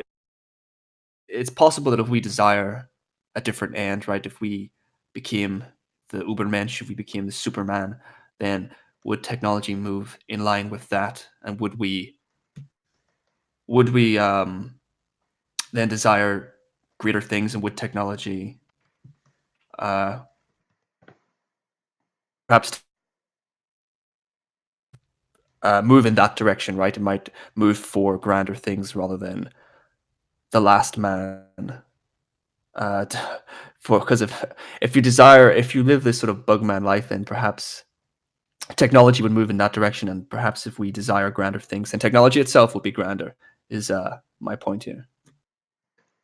Right, right. You just had a bit of a connection problem after you mentioned farming. So can you just recap what you said? Because we heard the last tail end of that, where of the Ubermensch and all that jazz. But after farming, what was your point? You kind of buzzed out for a moment. So if you could just like rephrase it or restate it, actually, that would be great as well.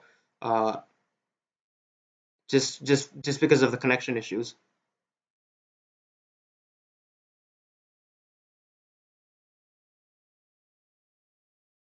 Okay, well now the connection is really bad. All right. Okay, well I guess are you back?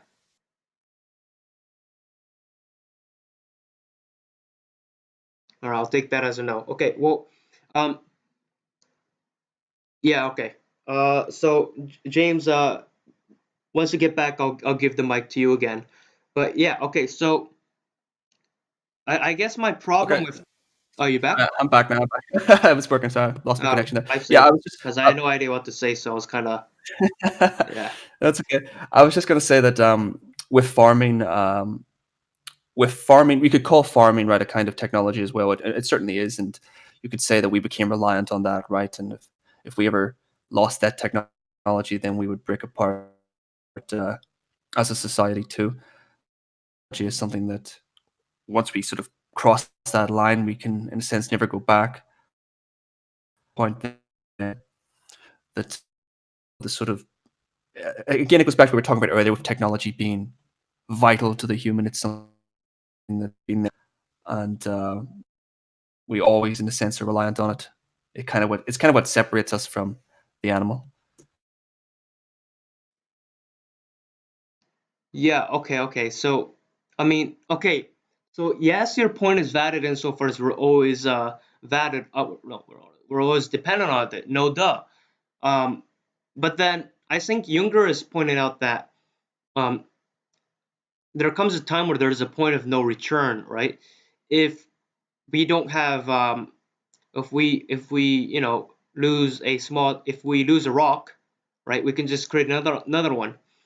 Farming, it's a bit bigger of a project, but if we lose that farming technology, then assuming it's primitive, then we can build it back, right? But the bigger the endeavor goes, the harder it is to return to it, and the right. So it's harder to return to for two reasons. One, the technology is really grandiose, and number two, the more grandiose it is, the the more incapable the people become in building it, because the more dependent on it, then the more powerlessness we have, right? And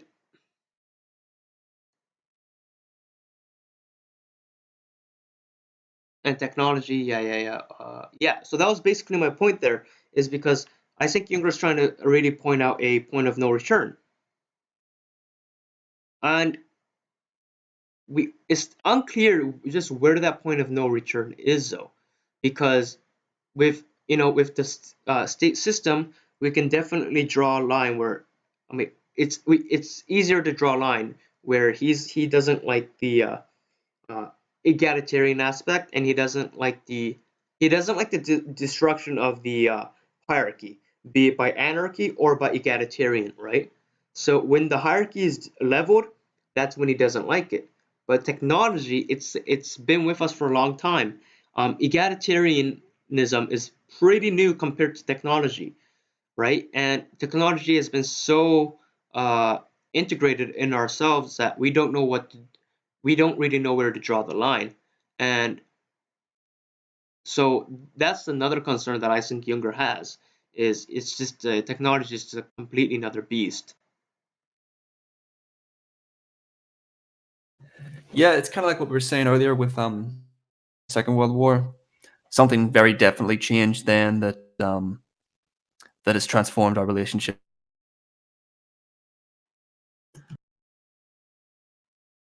Mm-hmm. It's definitely gotten larger than just simply these kind of social technologies that we talked about, like farming or language.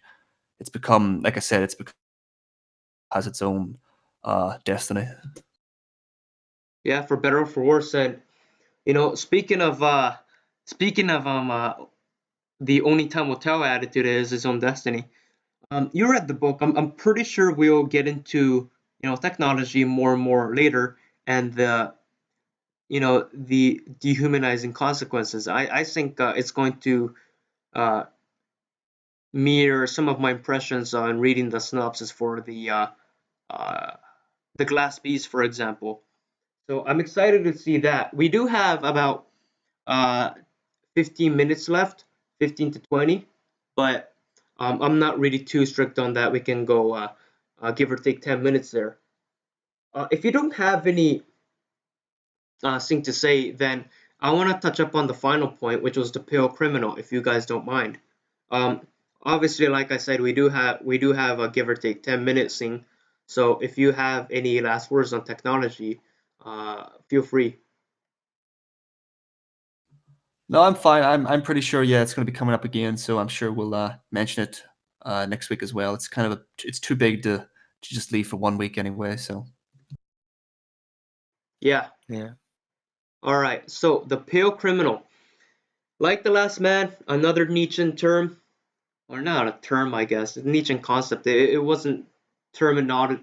It wasn't terminologized, if that's the word, as say the last man or the Ubermensch. But the pale criminal, if you read Das Buch Zarathustra, is chapter 6 or 7 of the first part, and it's about this guy that commits a crime, but then he is shamed by his deed because apparently the deed was very irrational. It was out of impulse, right? He committed a crime out of impulse, and he's very ashamed that he doesn't have a reason to back it up. So then what happened was he kind of retroactively smothered his shame by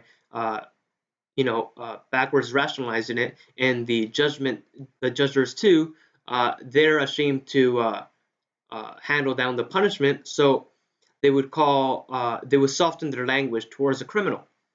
And my take on it is that this is Nietzsche's one of the most more ambiguous chapters, right? And you know it seldom is otherwise, but you could see parallels between Raskolnikov from Crime and Punishment, and then now that I think of it, the Last Man from um, Eumeswil. And the pale criminal, basically, they are a person that who cannot endure the fact that sometimes what they do cannot be reasoned or justified, and the shame we have in committing the crimes are senseless, and we just can't endure that, right? And there are two sections on it that stuck out to me in the chapters, which really talked about how language is used, right? So in the last meeting, we talked about how if you we don't even in the last meeting we talked about how you don't even have to control what words we use. All you have to control is the meaning behind the words, and then we can use whatever meaning we want. No, we can use whatever words we want, but the meaning has been narrowed down and restricted. All right, cool. Now, in section 24 of Eumeswil, he talks about he goes on this weird rant about vultures, right? And he points out how vultures comes from the Latin vultur, which is probably cognate with vetter, to pull or pluck, and also with vulnerable, right? So he's saying that vulnerable and vulture is related etymologically. The German word for vulture is, oh man, Geier, Geier, I don't know, which is related to gear, greed, avidity, in its earlier form, gear. The adjective gierig, greedy, avid, refers to someone who will not give up his prey. Carrion goes back to Latin caro, flesh, the German equivalent as, used to mean simply food, and is cognate with the English eat. It meant the bait employed by the hunter. The Roman vulture hints at fifth turn, volta. And he points out that this is the crux of his point here. Language has not only frayed out, it has also moralized it itself. That is huge, right? You cannot underscore the importance of this, right? The second part is more important than the first part. He's saying the language has frayed out. That's the first part. So he's basically saying that one word, one ancient term from an ancient language can spread out to different languages, and it means different things. So it can mean anything from being vulnerable to eating food, right? Yeah, okay, whatever. If you see the significance of that, tell me about it. What I'm more interested in and what I'm more concerned about is moralizing itself. Because when we think of the pale criminal who have to justify their own actions, right? We see it a lot in our society. We see a lot in Eumeswil, where the judges of the criminal, they have to use soft language, as George Carlin would say, um, where instead of calling him oof, instead of I forgot the exact words, the judgment, the oh yes, yes, yes. So even the masses who judge, right? This is from Zaspook Zarathustra. Even the masses who judge are careful to use specifically selected words so as to appear more benevolent, right? They call the guilty pale criminal an enemy but not a villain, sick but not scoundrel, fool but not sinner, right?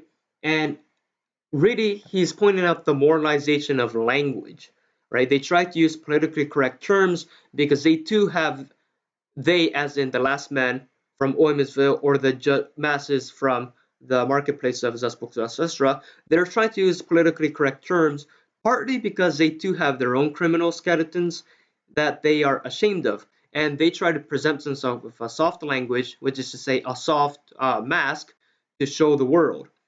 Uh, and so that's one way that they keep up with the facade. And so what follows is that the judges and the judged will masquerade in this pitiful circus where they put on the most respectable mask over their ugliest faces.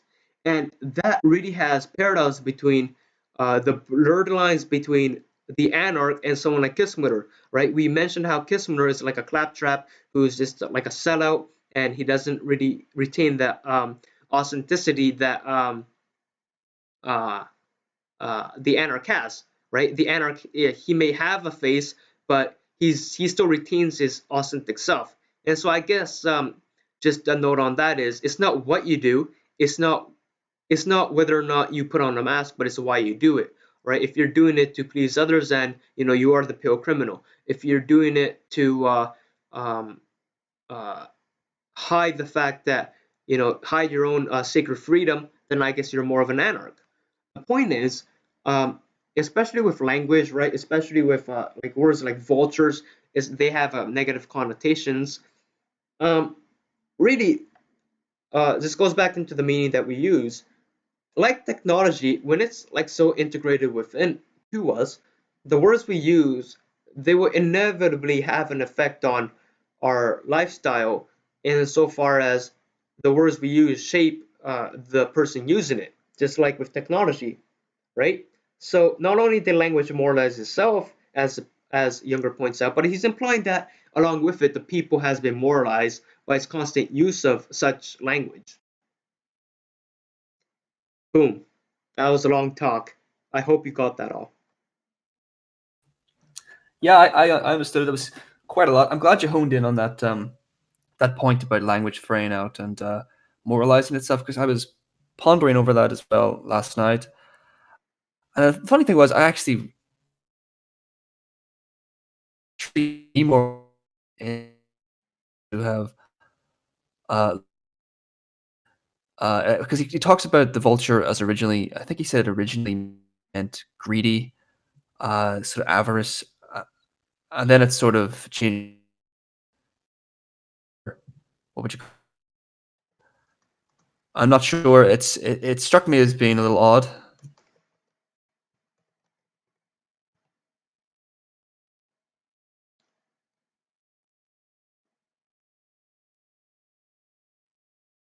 Okay, so James, you said it struck you out as odd. I want to hear what you're saying, but just because of connectivity issues, uh, can you just type it out and then I'll read your thoughts for you, for better or for worse. In the meantime, I hope you can hear me. Request that you type it out. In the meantime, yeah, I want to continue on that oddity, right, that you mentioned, and how it is odd that something like something as uh, all right. Well, if you can hear, can you just type out what you were saying about the oddity? Anyways, yes, it is odd that something like a word like that's related to vulture and vulnerable has some relationship to words like eating, right? And really, what it comes down to, and I know this sounds like making a big deal out of nothing, but I really do think that language is a huge deal because it is a means of communicating insofar, right? And it's a means of communicating, but it's more than that. It directly affects the way we live, especially when we moralize the language that we use. So we are essentially um, moralizing ourselves by integrating such a moralized language. And James was pointing out, he just typed it out, that the words seem to have lost their moralizing character as time has gone by. Which is 100% true, right? In the last video, I pointed out how, Junger pointed out that, I think Junger said words have meaning, but they don't make sense. Yes, that's what he said. Words have meaning, but they don't make sense. And then I counter that by saying, no, no, no. Words make sense. They just don't have meaning, right? So, and I guess part of that could be the fact that they lost their moralizing character as time has gone by. So they either lost it or they have been replaced with new ones. And each time it's almost like we have to keep up with this, almost like a tightrope game of deception where we deceive those who judge, we deceive others, the masses, the last men, our professors, are the professors in the story, right? And it's almost like we sleepwalk through the life with the guilt of the criminal as we try to convince our fellow criminals in our society that that we are the ones with our life together, that we have our virtues intact, that our vices are kept to a minimum, and that we have our taxes handled. And as we put on makeup, powder, and rouge to hide our shame, we also try to hide just how pale of a criminal we are. And this is where authenticity really becomes important because, like I said many a times, the line between the anarch and the claptrap like Kismutter, it's really blurred. And if you just consider what they're doing, then yes, they are the same person. But if you consider uh, why they're doing it, and more importantly, what they're hiding, that's when the differences really shine out, right? Where the anarch, he is being fake to preserve, like it's almost it's seemingly counterintuitive and contradictory, but it makes perfect sense that he is maintaining a fake facade to protect his real authenticity. Where someone like Kessmutter and the Pale Criminal and the Last Man, they don't have the real authenticity. So the fake facade is all they have, right? They have no core anymore. Um, the the yoke of the real authentic anarch is shielded by the eggshell of the fake facade. So there is that dichotomy there. And I think when we're playing with language, we're playing with fire because the language that we use, it's gonna change our psychology. It's gonna change our conceptualization of the world, and we can only be independent of language for so much.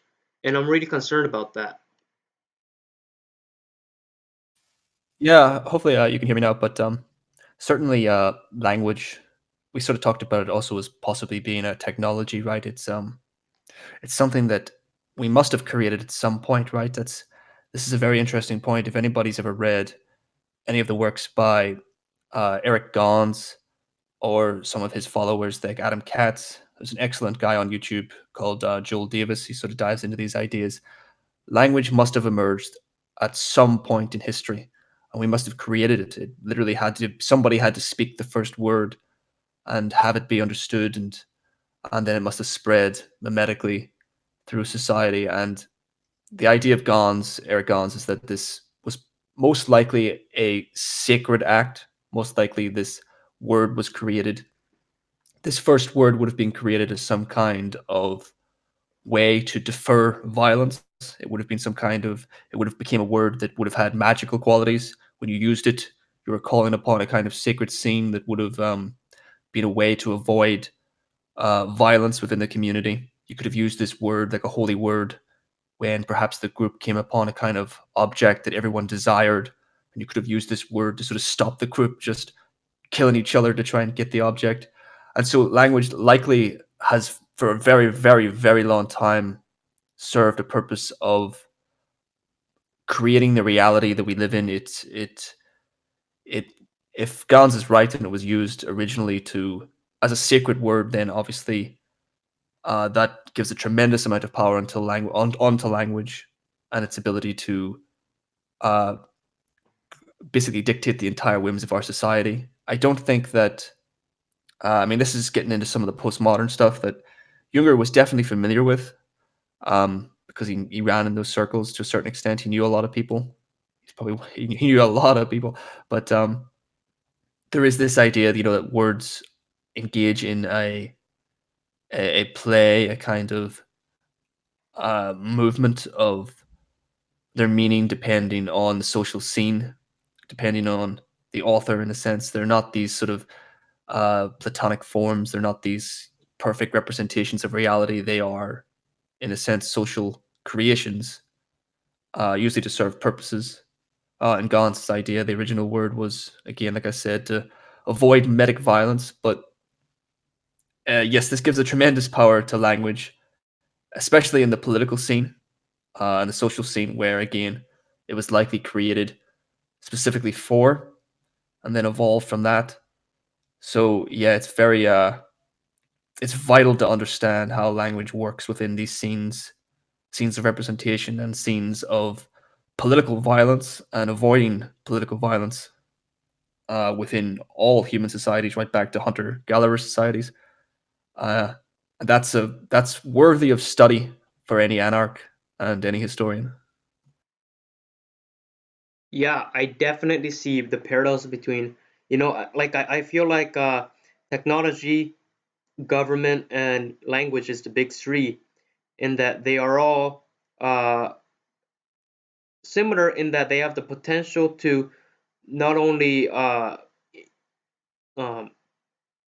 have a life on its own, right? Technology, government, language, they all have a life on its own, and so not only so so there comes a point where uh, um, they're not a part of us, but we're a part of them. You use the word titan. The other thing is they all have the equalizing effect, right? If you look at like when Dostoevsky was writing novels, apparently only like what five, like less than 10% of the population were literate. So like Dostoevsky was writing to 10% of the Russian population, and now like look at and look at like the huge equalizing factor of language, right? And one of the big things that when we talk about like a collective rise in standard of living, what do we talk about? We talk about literacy rates, right? And when a country brags about how much they improved, it's always literacy rates, right? That's one of the key things. Like, oh yes, we used to be 5%, but now we are 50. But oh, you increased 50, you reached 50% literacy rate as this time, or by that time we're already at 90, and um, they kind of use that as a huge factor because we know that it's a very key indicator of how much it correlates with like prosperity, um, uh, well-being, happiness, all that jazz. It is also an equalizing effect, and I don't know why Junger isn't really pouncing on this as much as government and technology, right? Um, he mentions it like at most 4 paragraphs per chapter. And I really think that language is a very worthy topic to study on, like I said, for any anarch, right? Because if I remember, if I never read the book, right? But from my impression, the forest passage uh, talks about the government aspect. The glass bees talks about the technological aspect. Correct me if I'm wrong. However, from my understanding, there is no book that solely specializes on language, written by Junger. Again, correct me if I'm wrong. And I think that, especially with the uh, given the current nature of modern current society, today's society, right? Which words that we can and we cannot use. Like we can, to describe one thing, we can say one thing, we can use one term but not another. And really, what this does is it it does lead to risk the inauthenticity problem to emerge again, because what happens is uh, we cannot accept the um, I guess the vulgarities of the human condition, right? We cannot accept their tendency to be irreverent, and if we don't acknowledge it, right? If a doer of a deed in the face of society's eyes see that he is condemned or judged negatively for using certain words, then regardless of how uh, well the deed was done or how well it was how efficiently it was done, if the society perceived it, then it kind of loses that approval. But if the society criminalizes it, then he loses that approval. And that's a huge risk factor there, because if you lose in touch with yourself, which can be done by losing in touch with what language you can use, then you become dependent on the judgment of other people. If you commit a deed and they say it's a good deed, then you're a hero. If you commit the same deed and they say you're a villain, then you're a villain. You have no independently relative standard to base off your own judgment from. Now, it's all based on other people, and that starts when you use their language, is what I would say. So I don't know why Junger did not get into this.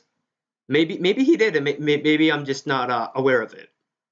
But yeah, language definitely important. Yeah, you're right. I don't know of any text of his that deals specifically with language. It may just have been a blind sight. Now, there's a lot of his work has not yet been translated, including some text I would absolutely love to get my hands on, including apparently a almost like a prequel work to this text, Eumeswil. It's called Heliopolis. It's about another city state, I believe, in Egypt. It's named after anyway, City of the Sun. Uh, I've held that book in my hand, but alas, it was in German and I couldn't read a word of it. So I'd be very curious to see what's in that. And there's another text that someone on Discord told me about. Hold on 2 seconds. I'll get you the name of that.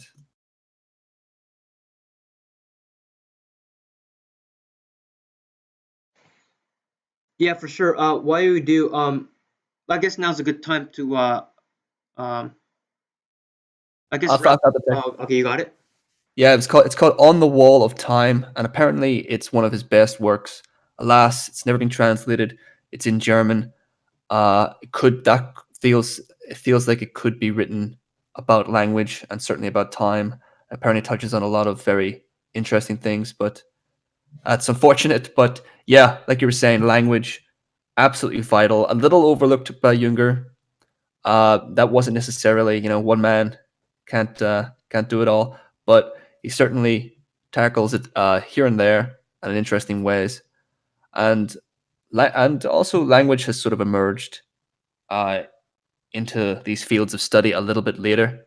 I don't think when he was most active from well from 1914 to I actually looked it up. This book was written in 1977. I think it came to English in 1990. So still very early to be writing about these things.